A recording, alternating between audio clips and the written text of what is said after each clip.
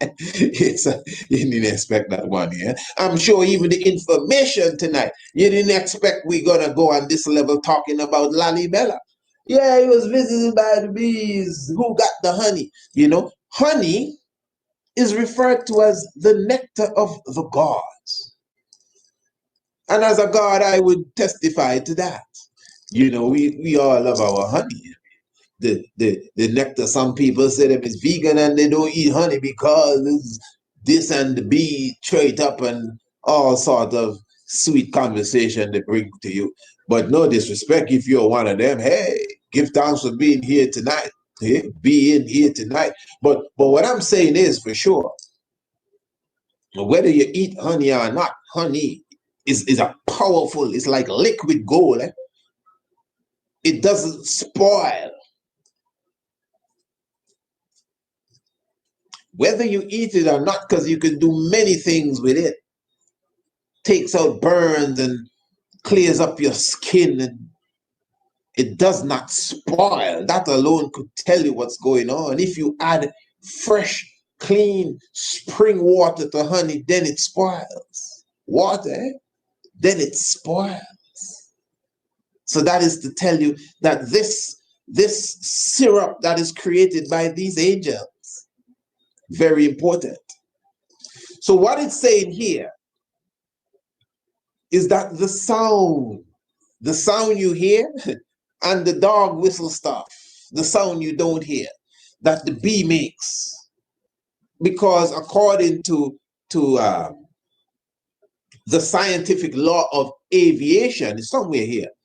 According to the scientific law of aviation, the wings of a bee, especially the bumblebee, are too small to fly. So how do they fly? Sound, acoustic levitation is possible.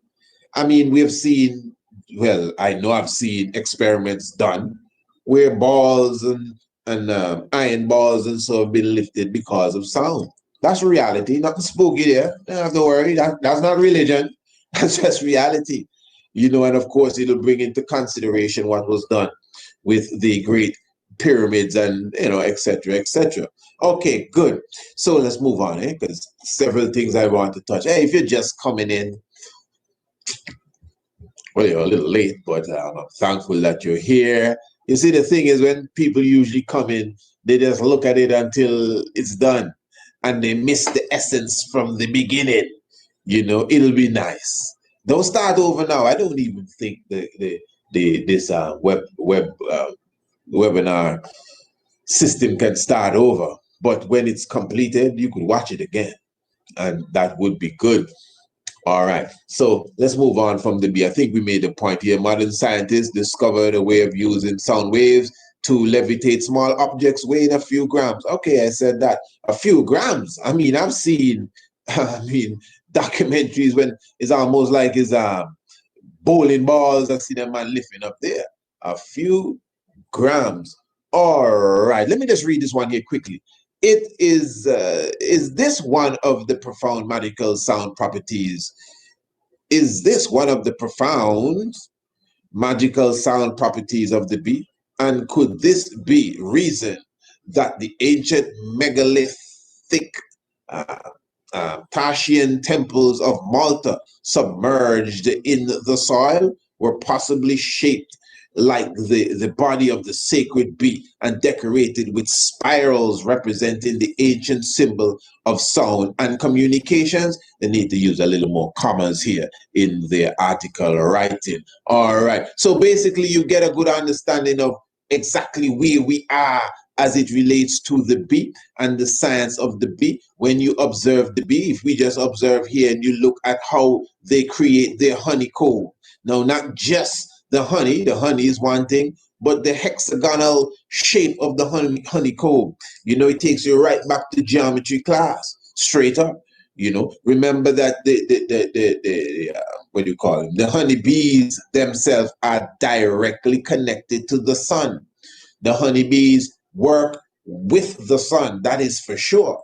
That's why you see the light or the rays of the sun on the honeybees. These are the rays of the sun that you're looking at. You can see that the honey itself is like sun dew. It's like the tears of wrath, just as they said.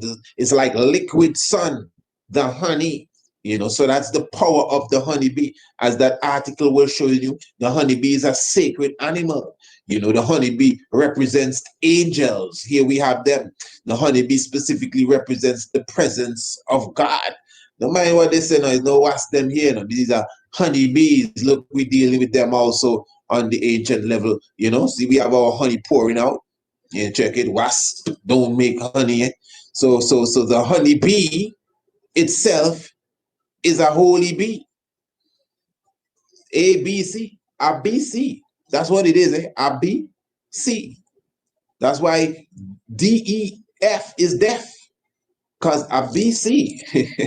Oh, you want to know the alphabet, eh? Yeah, bet you. So you could see again the geometric science again of the honeycomb, the dance that the honeybee does. And the main point is that the honeybee represents the angels. The honeybee is the angels in movements. So Lalibela and his whole story is directly connected to the angels, not just in honeybee form now, but in angelic form specifically. So what happened now from the birth of Lalibela? Of course, the prophecy went out. And we all had an idea that this young man will grow up to be the king one day. So his brother, that's Harvey, was on the throne. Some refer to him as half brother, some refer to him as his full brother, and he also had a half sister. So his half brother and his half sister were not too pleased with the prophecy of King Lalibela coming to rule the throne. So they decided that, hey, we got to do something about this. So it is said that they decided to poison Lalibela. Now, what I am quoting from, we are quoting from the artwork, plus we are quoting from the Gadil or the Gadla, depending on the pronunciation, and that is the text of Lalibela. Again, that is highlighted in the works of Pankhurst, Richard Pankhurst, and Rita Pankhurst that we just took a quick look at. But we're going through the story. We have a good understanding of it as well. So really what happened now, it is said that when a deacon brought the poison for him in the form of a beer, a drink, a beverage, and Lalibela asked him to drink it first. And it said, and that was customary, it is said that he drank it and he keeled over. And when he keeled over, like some of it threw away, and a dog lapped it up, and the dog keeled over too. And it is said, according to the story, that King Lalibela was so touched that he took the rest and drank it himself. And then he also hit the floor. That's the story. So when that happened now, it is said that they prepared King Lalibela for burial, but his body was still warm. That's according to the Galil or the Gadla. Just giving you the different pronunciations. As you could see, when you study these things, you come across many different things. You come across different spellings, different pronunciation. Yeah, so for an audience, since we're not trying to convince nobody of nothing here, we ain't preaching no doctrine, we're just showing you information so we can, grow our mentality, that's all. So that's why we show you the different levels. You'll hear me pronounce something and say it's also called, so you keep that in mind as you move along. Very, very important. Trust me, very, very important. That's why some people say, you will see before we're finished tonight. That's why some people say, Lalibela made 10 churches. Some say he built 11 churches. Some say he built 12 churches. Some say he built 13 churches. And I think we have a few other articles to read tonight. I think you will find those numbers somewhere in each of these articles. Or you'll find the number, among the articles, 10, 11, 12, and 13, just to show you how diverse the history is, just because everyone does not carry the same understanding. We have explained why Some of the churches are two churches in one. Some churches are almost like a little hole in the courtyard of another church. So someone look and say, hey, yeah, it's 10 of them. Someone look and say, no, man, it's 11, man. You didn't see that one is 2. Okay, it's true. Someone say, but yeah, that one is 2, too. Okay, it's 12. Yeah, but this one here, look just behind you, see a little thing go down a little. It's 13 churches. You may argue now how many standing structures, but it's just few standing structures, and most of them are actually built sideways into the mountain. Wonderful stuff. So we'll get into that. So what happened? They said that King Lalibela was still warm, but prepared for burial. And it is said that he was taken by angel Gabriel. Gabriel is his angel. Michael is in the story too, but Michael is the angel that guards Lalibela's wife.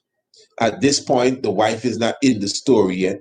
So Lalibela goes to the heavens and is very happy. And Gabriel carries Lalibela on his wings. And he meets the Almighty God on the 7th heaven. You next to him, just showing you of you would say, the mercy of him. He didn't slew his brother, the man. His brother still get a seat, even next to him, as King Lalibela would have ruled. So that is the basic comprehension of the Lalibela story. It may go a little bit this way, a little bit that way, but what you just got from the mouth of I is basically exactly how the Lalibela story would go. So now, what we're going to do, we're going to look into the great churches that the great man Lalibela built, because again, we see it's obvious that there's something mystic going on. From a man, you're telling me now he dead and come back alive. That sounds interesting. Only a few people would have performed such a feat. He went to heaven and come back, and he come back fast. I mean, enough man gone and said they're coming back, and up to now they don't reach back yet. Lalibela come back fast. You see, and it's similar to the Enoch story, as Enoch would have gone up into the different heavens. Enoch went to the 10th heaven according to the Enoch books, and Enoch is considered as the first son of God. Yeah. All right. This is important. So as we look at Tutankhamun again, you could see the bee sting at the back of Tutankhamun's, what you have here, the back of his, the mask of Tutankhamun, because Tutankhamun, of course, as you could see with the honey mask, that's like honey, in like frozen honey, solidified honey. That's gold, eh? Yeah. And interestingly, you could see the rays of the bees because it represents the cycle of the sun. And remember, Tutankhamun is a feathered snake. It's the same thing with Lalibela. Lalibela is not a regular character. Before we even go any further, King Lalibela is not a regular character. And what is good about King Lalibela, he's closer to history than fiction. The argument and the debate over him being a real character and if he really existed, and that is not very heavy. A few people bring it in now because some people just like to fight anything that is right. But Lalibela has always been considered a genuine historical character. Okay, let us just get straight to the point. The Christ of 2,000 years ago, whatever name you give him, whatever name, people debate over his existence every day. The same one whether he born the 25th of December or the 7th of January. People debate over his reality. Some of you will say, well, it doesn't matter if, yeah, it matters. Maybe it don't matter to you. I'm not talking religion and faith and what you believe and let us love. We are scholars around the information round table and we want the facts. That's all. Some people get offended quick and they, oh, well, it don't matter. Quiet. It matters. Right. Good. So what I'm saying is, Lalibela is a historical character. Even if his story, because listen, remember, You see, some people would hear Lalibela dead and go heaven and come back. And then because they hear that, they say, well, nah, man, he's one of them make-up thing, man. We as African people, and I say this all the time, I'm just going to say it once. We express our history. You should write it down. We express our history, our culture, our theology, to use the term, our religion, our morals, and again, even our history. We express all these things and other things by way of dance, song, the theater, good old-fashioned writing with a pen on some kind of animal skin or papyrus, carving in wall. We express it in art as well, or by the spoken word of the griot. So we have many ways of expressing many things.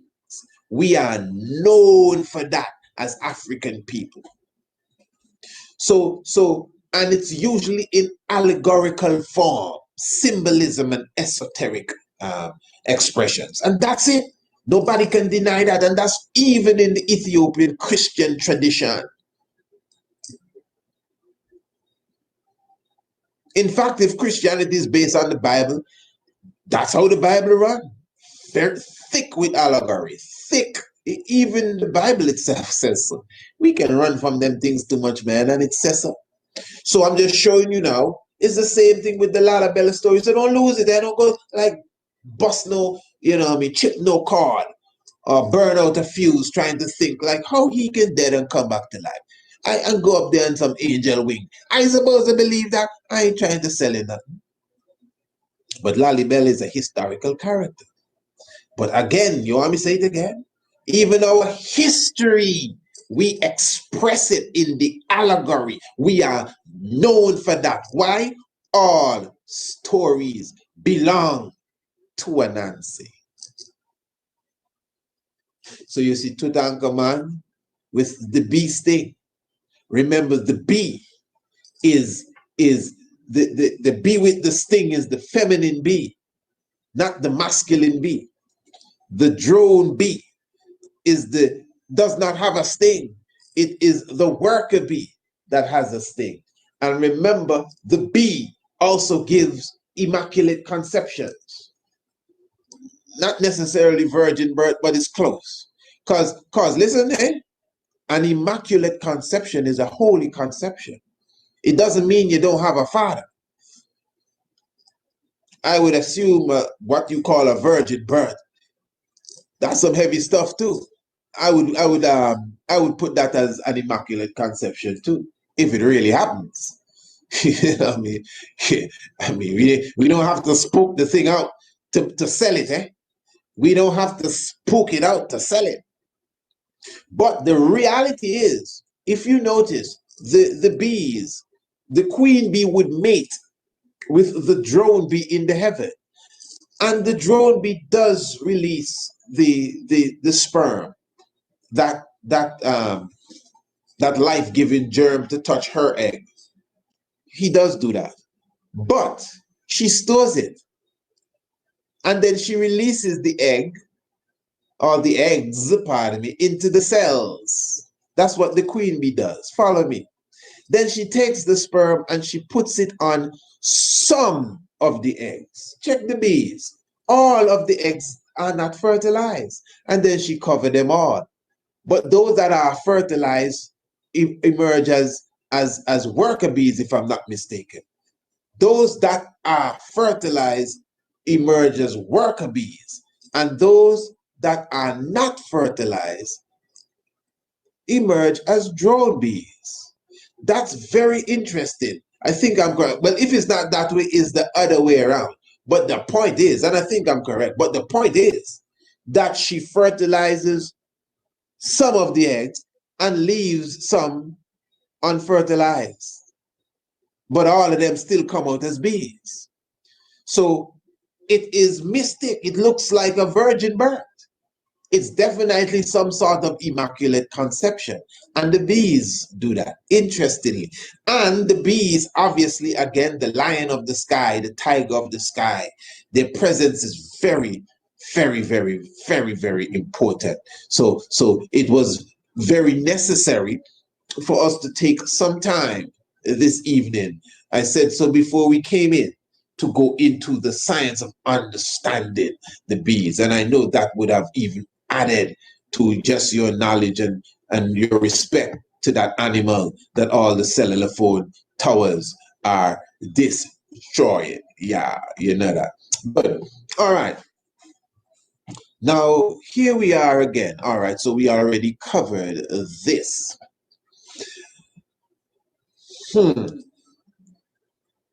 Medieval houses of God. Well, medieval is Europe, eh? But anyway, this is coming from archive.archaeology.org. Medieval houses of God or ancient fortresses. In fact, before we go there, let me just stop the sharing here for a moment. And there's a lot of quick movements here when you're working with this. And let me just share something else with you, since before we go that far into reading that documentation there. So we're dealing with Lalibela on the level of them. At the beginning, I said that some say you have 10, 11, 12 churches. But then now, engineers and archaeologists come together and they're observing now that, hey, listen, these are not just churches. We're dealing with fortresses, at least some of them. And I believe that. I definitely do. This is an aerial view of Lalibela in the area of Roja, also known as Lasta, Roja. All right. So you basically have the churches here. You have the northern group and you have the southern group. This is what they call the River Jordan. And you have tunnels running from certain churches going to other churches. Some of these tunnels going under the River Jordan. Something else. So you have the Bete, all of them begin with Bete. Bete Mehani Alem, the savior of the world. You have Bete Maskel, Bete Golgotha, Mikhail, which is really one building, two churches. You have Bete Mariam as well. This is very, very important. So these churches on this level here, down here by itself, you have Bete Girogis. Then you have the southern Beta Emmanuel, Beta Mark, which is Meroios, pardon me, Merceroios, which is really Saint Mark. Yeah, and Beta Abo Libanos. All right. So really now, these churches, and you have we missed one there. Where is Beta Gabriel? Better Gabriel, Raphael. Okay, yes, better Gabriel and Raphael. All right. In fact, let me make this a bit bigger here for us. So these churches, now let me just explain again that the churches, some would say 10, some would say 11, some say 12, some say 13. You definitely have 13 places that you can enter into. Some of them are twin churches, and some even share the courtyard of what would be considered a massive church. And that is exactly what happens here. Okay, this should be Bethlehem on that angle. All right, let us just do a bit of reading now, and we'll be going into these churches in a way that I don't think you've ever seen before. Let's just read this quickly, and then we go into the depths of it. All right. Give thanks, for all those who are with us this evening. Trust me, it is a joy to see everyone in the house. Please pardon me if I'm not, reading your comments at the moment. I'm just into this, and there's so much I would like to share. I'm coming to you right now with it, so just give your good brother a moment with that. All right, let's continue reading this article quickly. Yeah. A Cambridge archaeologist has redated the church. Hear this now, man. A Cambridge archaeologist has redated the church of the Archangel Gabriel, previously believed to have been carved from the rock at Lalibela, Ethiopia, around AD 1200 to between 600 to 800 AD. That's still a long time. The church may originally have been built as a fortress. No argument there for that with me, the fortress part. Investigations in Lalibela, Ethiopia, are revealing that Africa's most important historical Christian site is much older than previously thought. Up until now, scholars have regarded the spectacular complex of 11, this one says 11 rocked out churches as dating from around AD 1200. But new survey work carried out by a British archaeologist suggests that 3 of the churches may have originally been built half a millennium earlier as fortifications or other structures in the waning days of the Aksumite Empire. Because you see, some of these churches, like the ones mentioned, when you read of them, they clearly tell you that this was built in the Aksumite time or the Aksumite era, the kingdom of Aksum. This is several hundred years before Lalibela. So the point is that the scientists are robbing Batman and Robin, are robbing the Ethiopians and the Lalibela legacy, really, of its legacy. Robbing Lalibela of its legacy, I should say. The place and the man. But they may be correct. What do you think? All right, let's continue. The discovery will completely change the way historians perceive the origins of Africa's most famous indigenous Christian site, says David Phillipson, professor of African archaeology at Cambridge University. His research, to be fully published next year, but this is since 2004, suggests that 2 of the churches, those of this one spelled a little differently now, Mercurius, a Saint Mark, a local Ethiopian saint, not Saint Mark of the Bible, and the Archangel Gabriel, maybe he is, the Saint Mark of the Bible, and the Archangel Gabriel and that Gabriel is Gabriel and Raphael, may have been initially carved out of the rock as some sort of elite palace or fortress complex.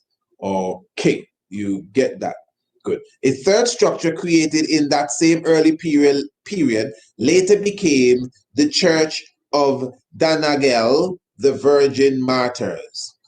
The Mercurius, St. Mark, and Gabriel structures were built in highly defensible positions. Hear that? And may well have been the core of a fortified complex created during the politically unstable period that saw the disintegration of the Aksumite Empire in the mid-7th century AD. At its peak, in the 3rd to 6th century AD, that empire controlled much of northern Ethiopia and Eritrea, and at times Yemen and even parts of the Nile Valley. Okay, all of that is for sure. So just before we go too far, are you getting the idea of what is being said here? Okay, outside of the dating, we get into the dating, but the reality is that from observation, that some of these churches, especially those huddled together, and we're dealing with a river, and a lot of these churches are in trenches too. Some of them are seen as fortresses, for battle. Some come down like palaces. Some even say the Church of St. Mark's is a prison because it has bars. And there's a tunnel, pardon me, from St. Mark's that leads to, if I'm not mistaken, the Church of Golgotha, Better Golgotha, which is where the remains of King Lalibela is said to have is at this moment. But you can't go and look at it anymore. So that tunnel from St. Mark's, the house of St. Mark's, to the house of Golgotha is considered to be some tradition out of hell going up into heaven. Golgotha is one with the church of Mikhail. Philippson's based his new chronology of Lalibela on the monument's architectural style. Man, this come from Zion, man. Who you watch? Yeah, maybe it's Cambridge and these places these fellas coming from. They don't have the African mentality. Their complex structural interrelationships and comparisons with monuments in Ethiopia. He believes that at least 4 of the site's 11 churches were constructed specifically as places of worship in the 10th or 11th century, with a further 3 or 4 built in the mid-13th century. According to Philippson, it now seems that that late period was simply the time when the complex attained the greatest religious importance and not when it was begun. So, for example, you have like the pyramids at Giza, Khufu and his son and his grandson. A lot of people don't agree with that. I myself, for sure, I'm skeptical of that lineage there. Straight up, no problem there. I think the pyramids of Giza is and the Her Emaket, the Sphinx, as they call it, is much older than they tell us. For sure. I do not even attribute the pyramid to Khufu. And it's no disrespect to Khufu, eh? And you know, sometimes you may find that out and then you start just stones at Khufu. What Khufu do you? Maybe Khufu was the one that refurbished the pyramid and somehow his name just stick on it. Tutmos III put a pillar, a kind of monument in front of Her Emaket, the Sphinx. It doesn't mean he was the one that built it, really. So the impression you're getting here is that King Lalibela maybe came and carved out 4 churches. Amongst the 4 from 11 is what? 7, 8, 9, 10, 11, counting on my fingers there. Amongst the 7 that maybe would have been there already. The impression that the archaeologists are giving to us. But because it's him and at that time, the religious rights was at its highest, you know, the town get the name Lalibela. Everything just belongs to Lalibela. Remember, we have been carving churches. We've been carving churches out of the mountain for a long time. But you have to admit, none of the beauty, the splendor, and the standard of these 10, 11, 12, or 13 churches, they're unique unto themselves. They do give you the impression like it's one team that put it down. And you're not getting the impression from the archaeologists that it's a team over a few generations, like one generation began and by the 3rd generation it was done, or the 4th generation. No, you're getting the impression that this was done at one time and there was just a period of time, no work taking place. Then this new set of people came and they continued it. That's the impression you're getting here, because this is taking you from the end of the Aksumite Empire to the time when Lalibela became the king. And there's a gap in between that of no work and no church building. But the impression archaeologists are giving us here is that those buildings, at least 6 to 7 of them, are older than we believe. All right, nothing wrong with that. That's science. That's science. That's good stuff. I would like to look more into that myself. Good. So this new research also demonstrates a substantial continuity between the Aksumite civilization, which adopted Christianity in the 4th century. That also is a coin cost, that 4th century stuff. Because as the emperor said, if you read your Bible, you will know exactly what time Christianity come to Ethiopia. But again, that's another story. And that of medieval Ethiopia. Let me read that over again. This new research has demonstrated a substantial continuity, wow.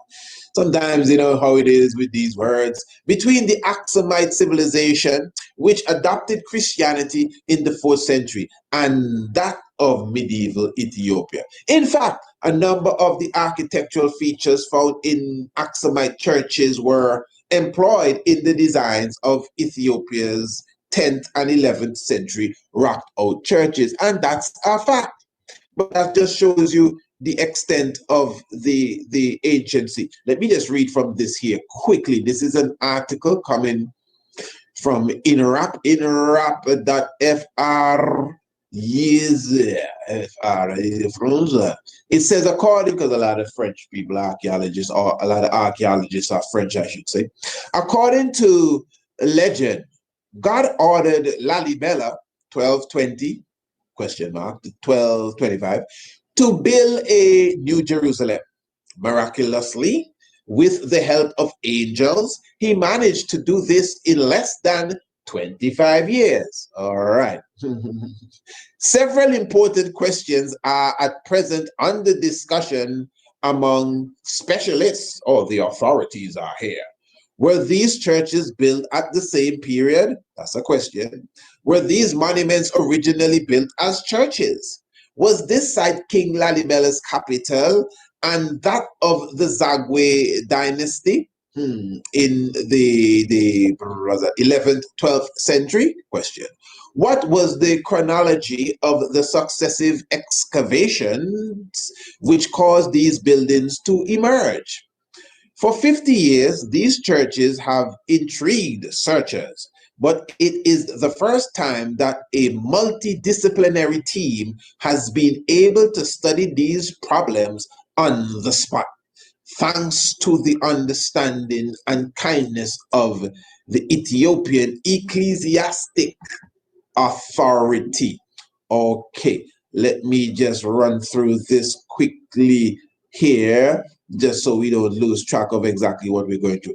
The team has studied the assembly, pardon me, was it, yeah, okay, yeah, under the creation, understanding the creation of the site. Okay, let's not read all of that. The point is, you get the impression here now, you get it now from the archaeologists again, the storyline, the same storyline, you know, according to the legend, so they're calling it legend now. You know? According to the legend, this great king, he built, you know, New Jerusalem, River Jordan, how many churches, thing look nice, very good. But when we go and we check this out, here it is, the specialists came. The specialists, we are the authorities, not you. Yeah, I don't care what you have written on your sheepskin. We have carbon 14 magic dust here. And when we sprinkle it on the rocks, it will tell us how old the churches are. Suppose the church is older than even what they think. I mean, ones have to be careful, eh? And some of us as followers, historians, that's why it's good to do your own research. All right. We're going to take a look at these churches individually quickly as we look to seal up the understanding here. As I said, this is a study class here tonight. Bete Mahane Alem. It's spelled Medhani. Sometimes you don't hear the D pronounced. Mahane Alem, Savior of the world.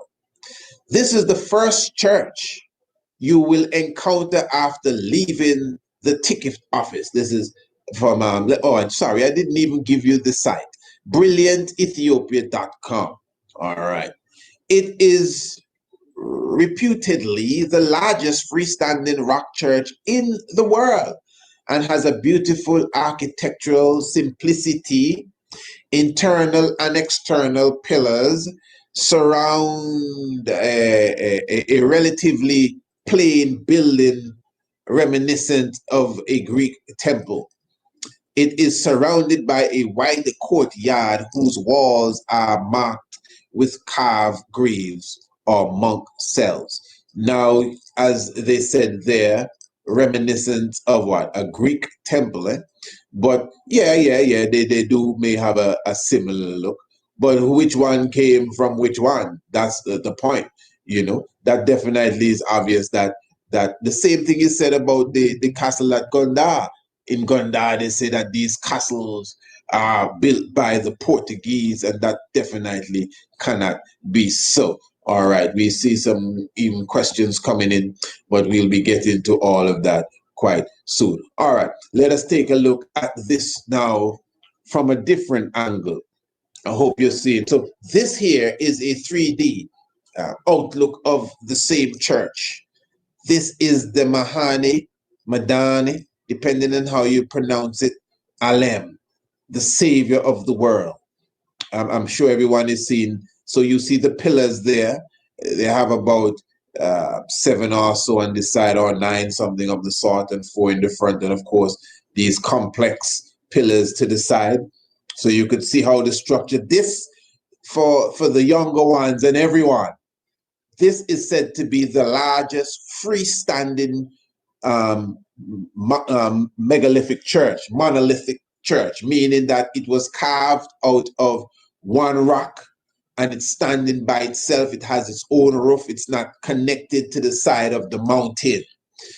This is the mighty savior of the world. That is what you call this church. This one is known as the savior of the world.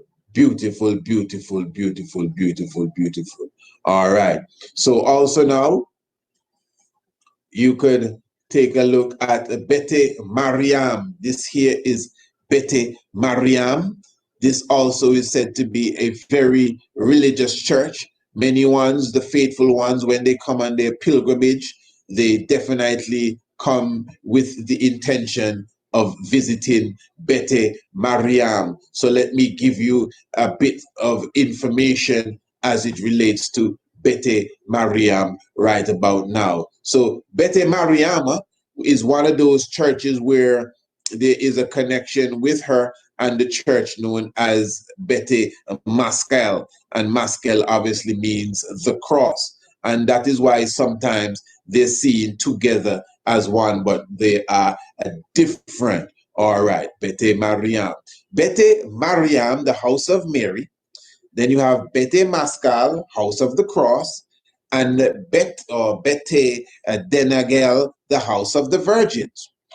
Who wouldn't want to visit a sacred pillar? Remember they're selling a tour here too. Who wouldn't want to visit a sacred pillar inscribed in 2 languages with the story of the construction of Lalibela and the 12 commandments? 12 commandments, listen to this, especially if it glowed brightly until the 16th century, at which point it was veiled, never to be seen again. The pillar with these 12 commandments is found in Bete Mariam, a 10-meter high carved church accessed by a short, low tunnel from Bet Mahani Alem. So you could leave Bete Mahani Alem, and go underground and come out at this church here. Interestingly, the house of St. Mary. Legend has it that this was the first church carved in Lalibela. Legend has it so, but that's not what the archaeologists say. Because this is the age of, this is maybe around the age that they say, but they're saying that the church of Raphael, not Raphael, yes, Raphael and Gabriel may be older than all of them. It remains a popular focus of pilgrimage today. It remains a popular focus of pilgrimage today. Sharing the courtyard carved into the rock is the tiny chapel Bet Maskel, and the even smaller Bet Dengal. The last was allegedly built in honor of the memory of 50 Christian nuns murdered by the Roman ruler Julian, the apostate, in the 4th century. All right, good. Then you have Bete Golgotha and Mikhail. This is one structure with 2 churches. You have Bete Golgotha and Bete Mikhail, the house of Golgotha, the house of Mikhail. On the west of the northern cluster, pardon me, on the west of the northern cluster, and pardon me too, we're dealing with the clusters here. This is the northern cluster that we are dealing with. Pardon me if I did not say that. So we have Bete Nehani Alem, we have Bete Mariam, we have Bete Golgotha Mikhael, because that's one structure, two churches. That's why you have 10. That's why some say 11. That's why some kick in 12. That's why some say 13. Okay. On the west of the northern cluster, you will find the twin churches of Golgotha and Mikhael, containing with Golgotha the tiny chapel of Selassie, where King Lalibela is reputedly buried. You will have to take the word of the priest. No, we don't have to take. We will take the word of the priest. For this, because the chapel is traditionally closed to non-ecclesiastical visitors. Yeah, we'll have to take the word of the priest. I'm not gonna lie to you. The two churches share a common entrance and form a semi-monolith. As with much of Lalibela, listen to this, their origin and purpose is disputed by the heavy sense of sanctity as you walk slowly around around is undisputed. Pardon me, I'll read that again. As with much of Lalibela, the origin and purpose is disputed by the heavy sense of sanctity as you walk slowly around is undisputed. Good. Some say the churches were carved by Lalibela. Others argue that they were built in the 15th century. Here we that gone now, the 15th century. That's just yesterday, to mark the elevation of the late king by the Ethiopian people. Okay. Then you have Bete Goragis, which is the house of Saint George. It doesn't do to offend. Well, it says here, it doesn't do to offend the saint. And what he's going to say here, he's saying that Lalibela, this article is saying that Lalibela built churches and forgot to build a church for Saint George. Legend has it that Lalibela was so busy constructing and dedicating his churches that he forgot to allocate one to St. George. Did I say alligate? This prompted a visit from the aggrieved saint to the king. Alarmed, King Lalibela swiftly set about building the famous cruciform church you see today. Now, they also refer to the church as having a Greek cross as well as we continue. So now you have Bete Raphael and Gabriel. Gabriel, Raphael, the house of Gabriel and the house of Raphael. This church is a spiritual fortress and is a well-known concept. This church as a spiritual fortress, pardon me, is a well-known concept. But combining the two is rare. Combining the two is rare. So the fact that it's not just a fortress, it's a spiritual fortress. This is well known. Combining the two is rare. You understand? So this same article is telling you that Golgotha Mikhael is a twin church. But Raphael and Gabriel, which is obviously a twin church too, but combining both of them is rare because it's a science. It says here, as the Aksumite Empire collapsed in the political turbulence of the 7th and 8th century, it is thought that Bete Gabriel could have been a fortified palace for Lalibela. The high walls and excavated trench, which fills with water in the rain, create an impressive approach, while the interior is relatively simple and suitably mysterious. Okay, that is Gabriel Raphael. This is a deep one now. This is Bet Abba Libanos, the house of the Abbot Father Libanos.